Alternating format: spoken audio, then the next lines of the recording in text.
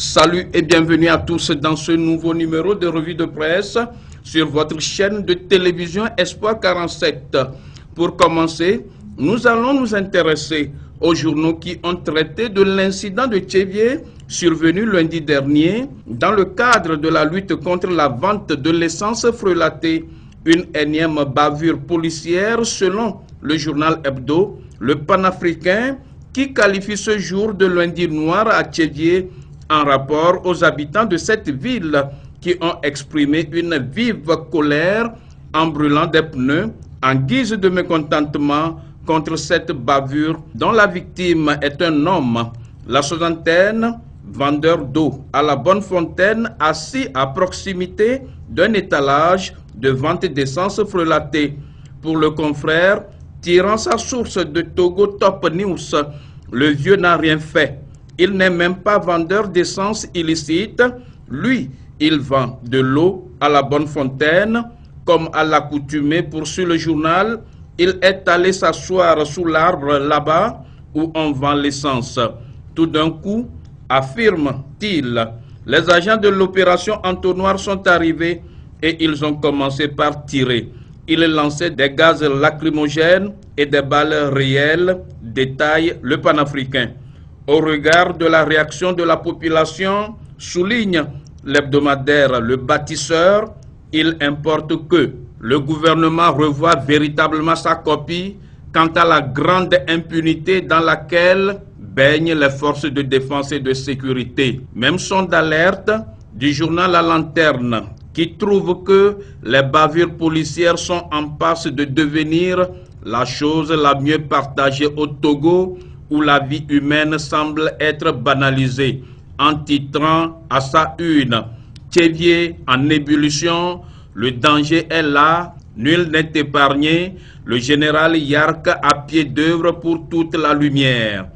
Partout dans le pays, précise le journal, des exactions sont infligées par des soldats à des compatriotes qui perdent leur vie dans des conditions jamais élucidées, malgré les efforts du ministre Yark pour mettre fin au phénomène.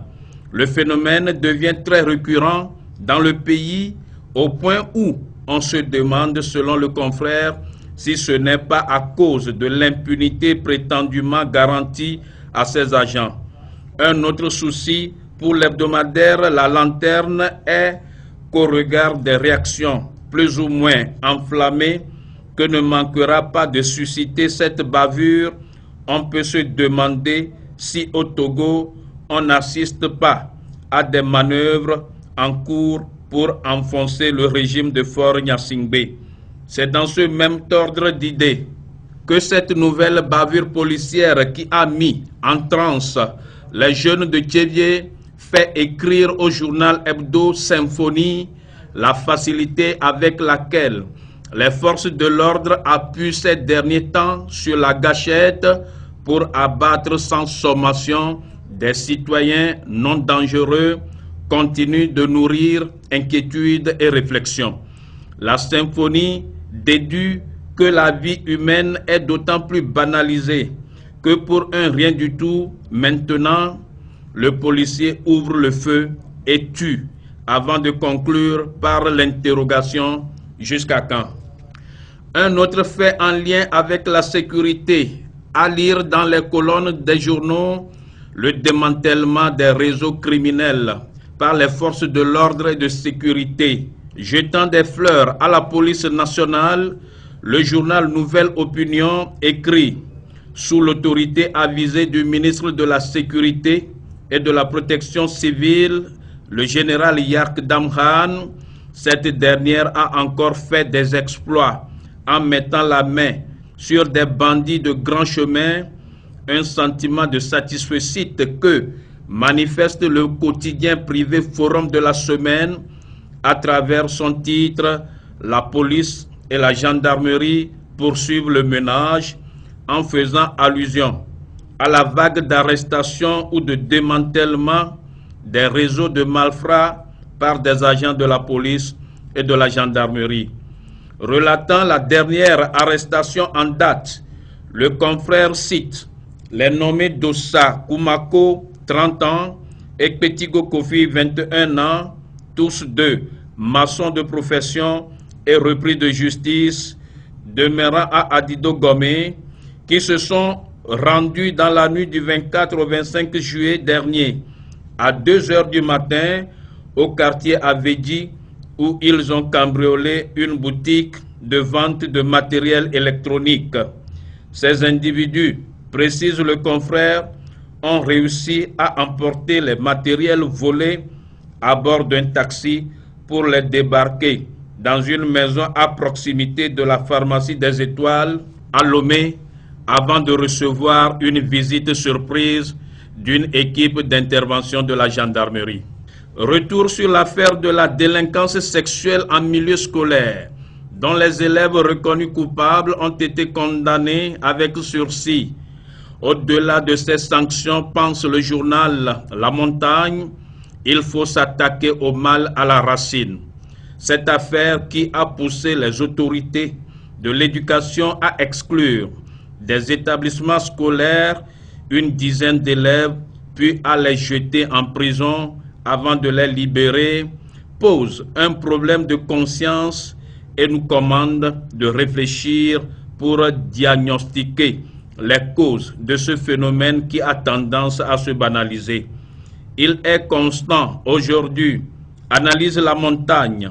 Beaucoup de parents, pour des raisons diverses, ont démissionné de leurs responsabilités de père et de mère éducateurs.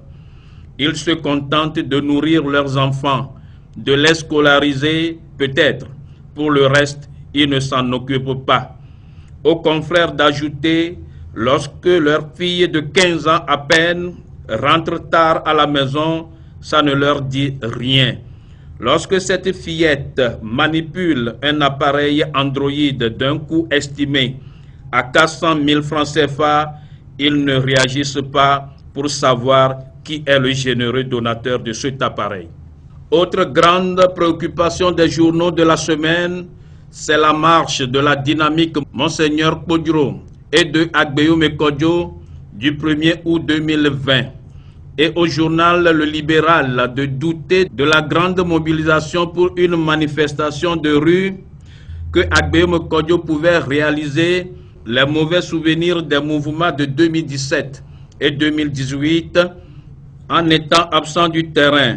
Une mobilisation de ces Togolais qui n'ont pas encore oublié les mauvais souvenirs des mouvements de 2017 et 2018 avec des amis toujours incarcérés, d'autres ayant perdu malheureusement la vie, d'autres encore gravement blessés sans résultat probant en plus. L'envie d'affronter encore les forces de l'ordre pour revendiquer une prétendue victoire qui s'est sérieusement évaporée dans le cœur des adeptes de la rue, entre guillemets. L'hebdomadaire Le Libéral précise le bilan purement négatif des mouvements de rue, que ce soit sous Jean-Pierre Fabre ou sous Tikpi Atchadam, a fait désenchanter bon nombre de Togolais qui croyaient en toute ignorance de la réelle politique à une alternance par la rue.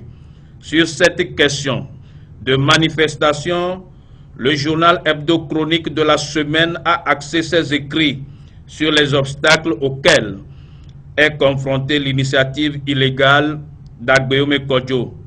Dans un univers politique, fait remarquer le confrère, où les conflits de leadership tiennent le haut du pavé, les rapports entre les différents acteurs, une invitation si cavalière ne saurait susciter une adhésion massive à la cause défendue, fût-elle noble.